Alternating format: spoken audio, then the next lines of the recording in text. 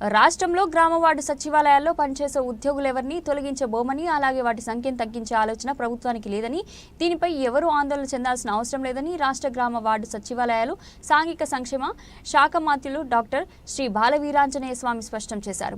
బుధవారం రాష్ట్ర సచివాలయంలో ఆయన మీడియాతో మాట్లాడుతూ గ్రామ వార్డు సచివాలయాల రేషనలైజేషన్ కు ఇటీవల జీవో జారీ చేయడం జరిగిందని, సచివాలయాల ద్వారా రియల్ టైంలో ప్రజలకు మరిన్ని మెరుగైన సేవలు అందించే విధంగా వాటిని తీర్చిదిద్దడం జరుగుతుందని అన్నారు.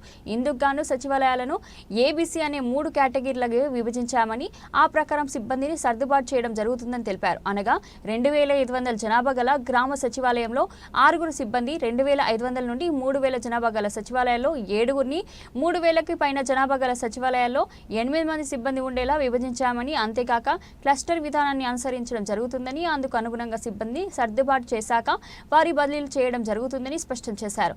అందుకే ప్రస్తుత సాధారణ బదిలీల సమయంలో సచివాలయాల సిబ్బంది బదిలీల ప్రక్రియను చేపట్టబోమని అన్నారు. ఈ సచివాలయంలో గ్రామ వార్డు సచివాలయాల డైరెక్టర్ శివప్రసాద్ పాల్గొన్నారు.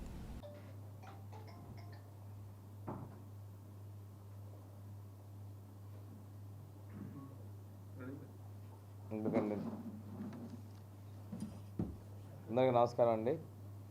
ఈ గ్రామ వార్డు సచివాలయాలు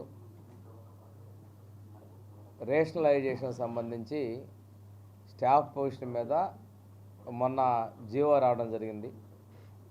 దీనివల్ల కొంతమంది ఒక కన్ఫ్యూజన్తో ఆందోళన చెందుతున్నట్టుగా మీడియా ద్వారా చూడడం జరిగింది.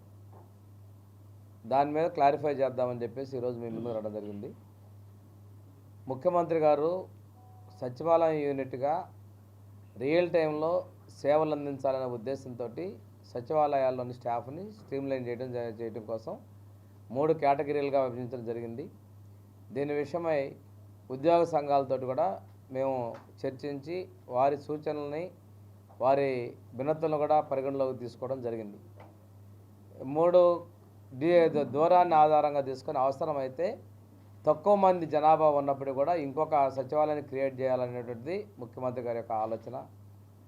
వాటి అనుగుణంగానే ముందు మనం ఈ సిబ్బంది కూడా ఏబీసీ గ్రూపులుగా తీసుకొని, ఏ గ్రూప్ అంటే 2500 లోపల ఉన్నటువంటి వాళ్ళకి మనం 6 పోస్టులు, 2500 నుంచి 3500 మధ్యలో ఉన్న వాళ్ళకి 7 పోస్టులు, 3500 పైన ఉన్నటువంటి 8 మంది ఎంప్లాయీస్ ఉండే విధంగా కేటగిరైజేషన్ చేయడం జరిగింది.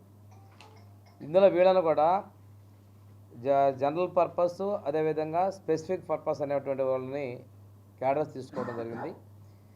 ఈ స్పెసిఫిక్ పర్పస్ అనేటువంటి వాళ్ళు ప్రత్యేకమైనటువంటి ఒక పని, వాళ్ళు ఏఎన్ఎం కావచ్చు, రెవెన్యూ బీఆర్ఓ కావచ్చు, సర్వేర్ కావచ్చు, ఇటువంటి వాళ్ళు ఒక పంచాయతీలో ఉన్నటువంటి ఒక సెక్రటేరియట్కి కాకుండా వాళ్ళు ఒక క్లస్టర్తో సేవలు అందించాలనే ఉద్దేశంతో మనం క్లస్టర్ల ద్వారా తీసుకొని నిన్న కొన్ని పోస్టులు ఉన్నాయి. ఒక సచివాలయంలో బీఆర్ఓ ఉంటే ఇంకో సచివాలయంలో సెక్రటరీ ఉన్నారు. మేము ఇచ్చిన నంబర్స్ బేస్ చేసుకున్నాం. వీటి కోసం నిన్న మేము ఇచ్చిన తర్వాత చాలామంది మా పోస్టులు రద్దయిపోయాయి, మాకు ట్రాన్స్ఫర్లు ఎక్కడ దూరం పోతాము, మాకు ఉండవనేటువంటి ఒక అపోహలు, ఆందోళన ఉన్నాయి. ఈ సందర్భంగా సచివాలయ ఉద్యోగస్తులందరూ నేను ఒకటే మాట చెప్తున్నాం. ఏ ఒక్క ఉద్యోగిని కూడా తొలగించేటువంటి పరిస్థితి ఉండదు. ఎవరి ఉద్యోగానికి కూడా మేము ఖాళీగా పెట్టేటువంటి పరిస్థితి ఉండదు. ఎందుకంటే రిక్రూట్మెంట్ చేసుకున్న తర్వాత చాలా చోట్ల కొన్ని ఖాళీలు వచ్చినాయి. ఈరోజు కొన్ని సచివాలయాల్లో ఇంతకుముందు చెప్పినట్టు 11 మంది పనిచేయాల్సి ఉంటే 4 పనిచేస్తున్న పరిస్థితులు ఉన్నాయి. ఇలాంటి పరిస్థితుల్లో అందరికీ కూడా పని భారాన్ని విభజించుకొని ప్రతి ఒక్క సచివాలయంలో పూర్తి స్థాయిలో సిబ్బంది ఉండే విధంగా ఈ చర్యలు తీసుకోవడం జరిగింది. దీనిలో మనకి పోయినసారి కూడా మీకు నేను ప్రెస్ ద్వారా కూడా చెప్పడం జరిగింది. కేటగిరీ ఏలో పంచాయతీ కార్యదర్శి లేదా డిజిటల్ అసిస్టెంట్, అంటే డిజిటల్ అసిస్టెంట్ పంచాయతీ కార్యదర్శి, గ్రేడ్ 6 పంచాయతీ సెక్రటరీ వాళ్ళు ఒక పోస్టులో ఉంటారు. వెల్ఫేర్ ఎడ్యుకేషన్ అసిస్టెంట్ లేదా మహిళా పోలీసులు ఇంకో పోస్టులో జనరల్ పర్పస్ ఉన్నటువంటి ఎంప్లాయీగా ఉంటారు. వీళ్ళకి సమాంతరంగా మనకి వార్డులో వచ్చినాక వార్డు అడ్మినిస్ట్రేటివ్ సెక్రటరీ లేదా ward education data processing secretary మరియు వార్డు వెల్ఫేర్ లేదా డెవలప్మెంట్ సెక్రటరీ లేదా మహిళా పోలీసులు ఉంటారు. అంటే ఇక్కడ వీళ్ళ విధుల్లో కామన్ ఫెసిలిటీస్లో సర్వీస్ చేస్తారు. స్పెసిఫిక్ పర్పస్ చేసినటువంటి వాళ్ళలో కూడా మనకు తీసుకున్నట్లయితే ఏఎన్ఎం, వార్డు సెక్రటరీ, అదేవిధంగా ఇంజనీరింగ్ అసిస్టెంటు లేదా ఎనర్జీ అసిస్టెంటు, అది మున్సిపాలిటీ అయితే వార్డు సౌకర్యాల కార్యదర్శి లేదా వార్డు ప్లానింగ్ సెక్రటరీ, పంచాయతీల్లో విఆర్ఓ లేదా సర్వే అసిస్టెంటు, సెక్రటరీ మన మున్సిపాలిటీలు వచ్చేలకే రెవెన్యూ కార్యదర్శి లేదా వార్డ్ ఎనర్జీ సెక్రటరీ. సచివాలయాల్లో ప్రతి సమూహానికి హార్టికల్చరు, సెరికల్చరు లేదా అగ్రికల్చర్ అసిస్టెంట్ ఆ ఏరియాలో ఉన్నటువంటి క్రాప్ని బేస్ చేసుకొని ఈ పోస్టులు.